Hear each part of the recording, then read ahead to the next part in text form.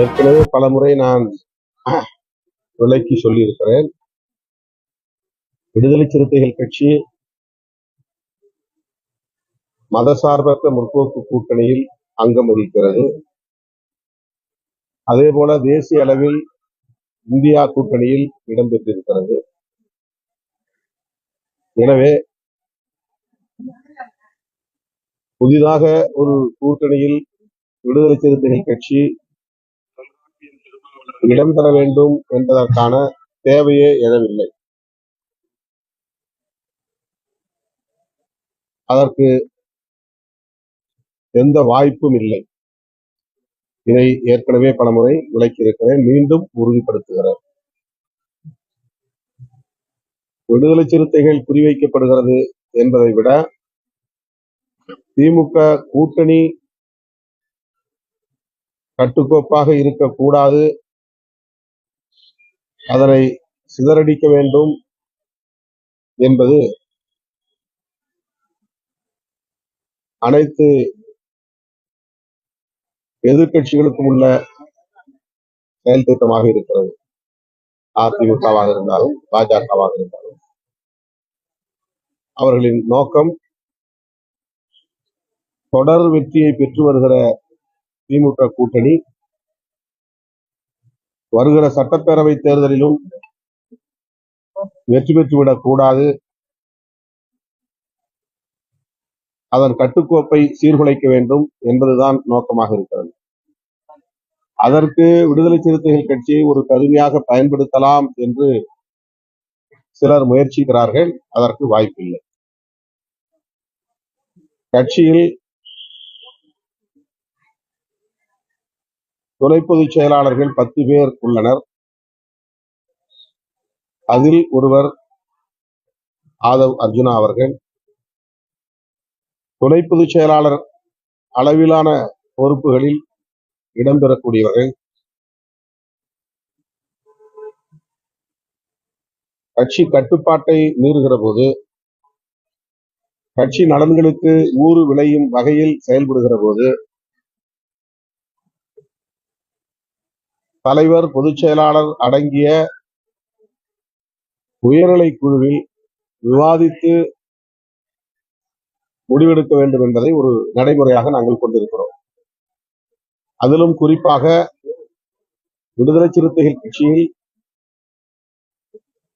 தலித் அல்லாதவர்கள் எந்த மட்டத்தில் பொறுப்பில் இருந்தாலும், எந்த அடுக்கிலே பொறுப்பில் இருந்தாலும், அவர்கள் மீது நடவடிக்கை என்று வருகிற போது தலைவர், பொதுச் செயலாளர்கள் உள்ளிட்ட உயர்நிலை குழுவின் கவனத்திற்கு சென்று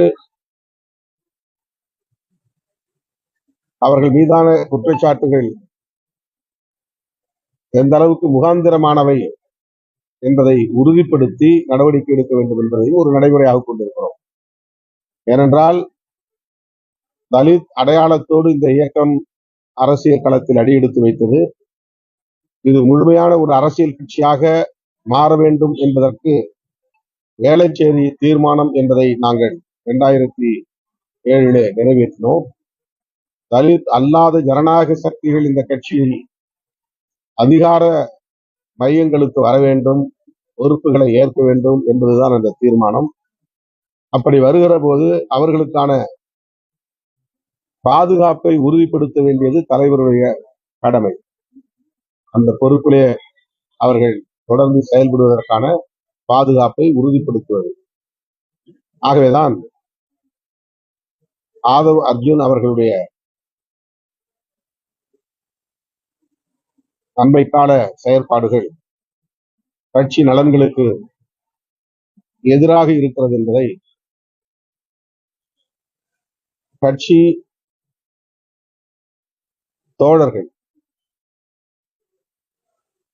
முன்னணி தோழர்கள் உணர்ந்திருக்கிறார்கள். அதை தலைமையின் கவனத்திற்கு கொண்டு வந்திருக்கிறார்கள். நேற்று பொதுச் செயலாளர் உள்ளிட்ட முன்னணி தோழர்களோடு கலந்து பேசியிருக்கிறோம். அது தொடர்பான முடிவை விரைவில் அறிவிப்போம்.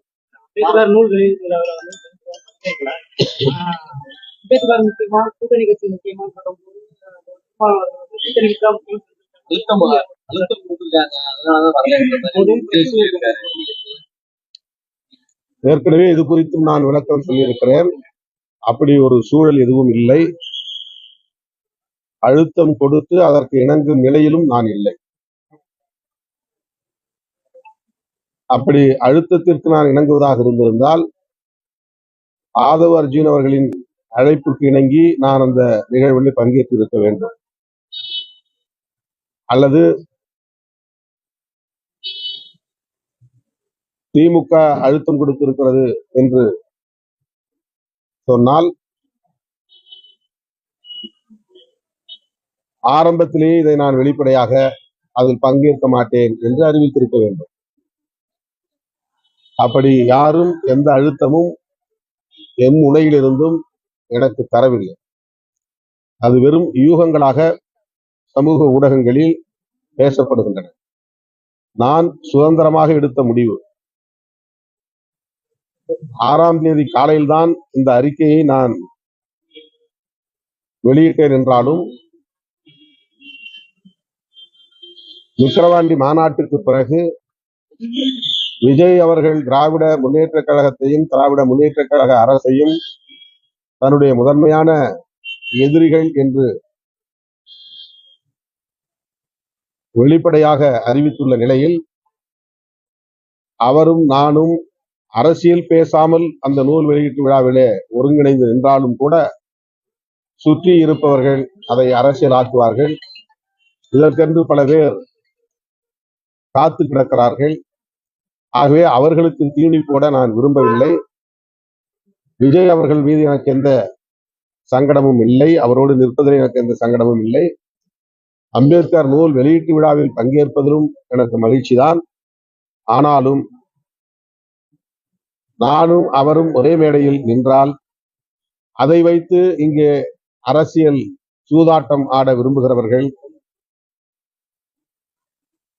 தமிழக அரசியல் களத்தில் கலைபரத்தை உருவாக்குவார்கள், குழப்பத்தை ஏற்படுத்துவார்கள். அதற்கு இடம் தர நான் விரும்பவில்லை என்பதை வெளிப்படையாக விகடன் பதிப்பகத்தாரிடம் விளக்கி சொல்லி பங்கேற்க இயலாத நிலையை ஏற்கனவே கூறிவிட்டேன். ஆகவே நான் ஏற்கனவே கூறியது ஊடகங்களுக்கு வரவில்லை. நான் அதை வெளிப்படையாக சொல்லவில்லை. ஆனால் விகடன் பதிப்பகத்தாரிடம் விக்கிரவாண்டி மாநாடு முடிந்த அடுத்த ஓரிரு நாளில் கூறிவிட்டேன். எனக்கு எந்த அழுத்தமும் கிடையாது. சுதந்திரமாக எடுத்த முடிவு, தொலைநோக்கு பார்வையோடு எடுத்த முடிவு, தமிழக அரசியலின் எதிர்காலம் கருதி எடுத்த முடிவு, விடுதலை சிறுத்தைகள் அங்கம் வகிக்கிற கூட்டணியின் நலன் கருதி எடுத்த முடிவு.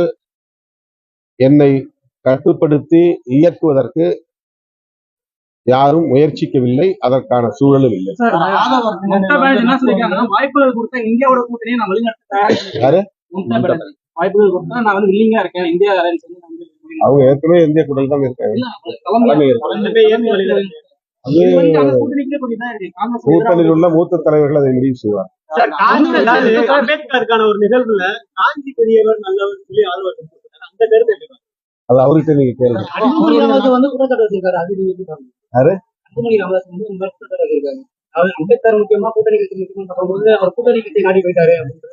அவர்களுக்கு ஏற்கனவே தரப்பட்டிருக்கிற செயல் திட்டத்தை நிறைவேற்றுகிறார். அவங்களுக்கு சில அஜெண்டா கொடுத்திருக்காங்க.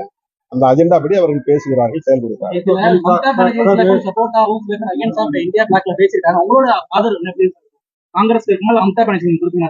இல்ல காங்கிரஸா மம்தா பானர்ஜியான்னு அப்படிலாம் எந்த விவாதமும் போகல. மம்தா பானர்ஜி ஒரு நாடறிந்த தலைவர், ஆற்றல் மிக்க தலைவர். அதில் யாருக்கும் மாற்று கருத்து இல்லை. அவரை போன்றவர்கள் இந்தியா கூட்டணியில முன்னணியில் இருந்து வழிநடத்த வேண்டிய தேவை இருக்கிறது என்பதை காங்கிரசும் உணர்ந்து இருக்கிறது. காங்கிரஸ் உணர்ந்திருந்தால்தான் மம்தா பானர்ஜி அவர்களோடு தொடர்ந்து பல கூட்டங்களில் அவர்கள் கலந்தாய்வு செய்தார்கள். எதுவாக இருந்தாலும் மூத்த தலைவர்கள், இதில் உள்ள பெரிய கட்சிகள், மூத்த தலைவர்கள் முடிவு செய்வார்கள். அம்பேத்கர் நூல் வெளியிட்டிருந்தோம். ஆனா அம்பேத்கர் நூல்ல என்ன இருக்குன்னு பத்தி எதுவுமே பேசாம அரசியல் நிகழ்வை மாத்திட்டாங்க. அதுக்கு பொதுவா நூல் வெளியீட்டுல அந்த நூலை படிச்சுட்டு சொல்லணும். அதை விஜயும் சொல்லல, யாருமே விஜய் பேச்சுல அந்த நூலை பத்தி பேசினாரு.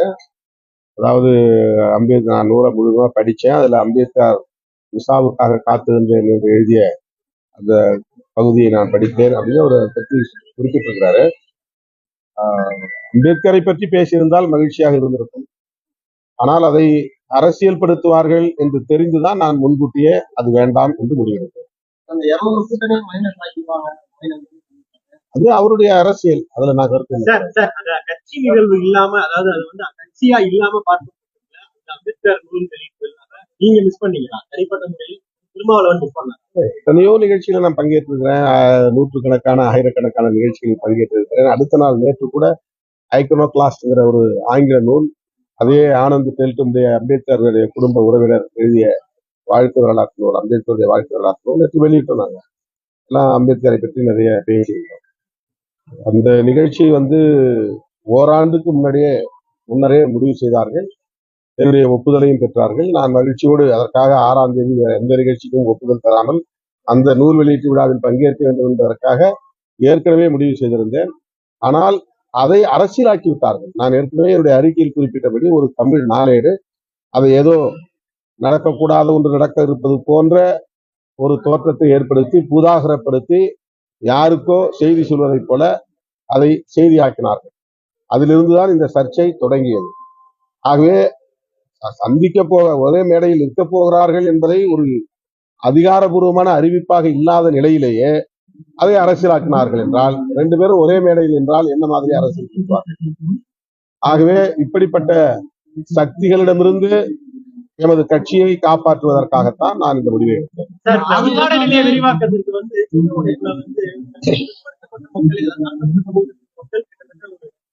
குடும்பத்துக்கு மேல வந்து தொடர்ந்து போராட்டத்தில் இருக்காங்க. விமான நிலைய விரிவாக்கத்திற்காக இடம் பெயர் உங்களுக்கு எதுவும் ஏற்கனவே மக்கள் போராட்டத்தில் இருக்கிற போதே என்னிடம் தொடர்பு கொண்டார்கள், அதை பற்றி பேசினார்கள்.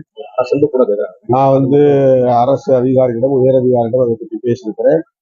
மேலும் அவர்களுடைய கோரிக்கைகள் என்ன என்பதை தெரிந்து விவரமாக முதல்வருடைய கவனத்திற்கு ஒரு கோரிக்கை மனுவாக நாங்கள் வழங்குவோம். வெள்ள நிவாரண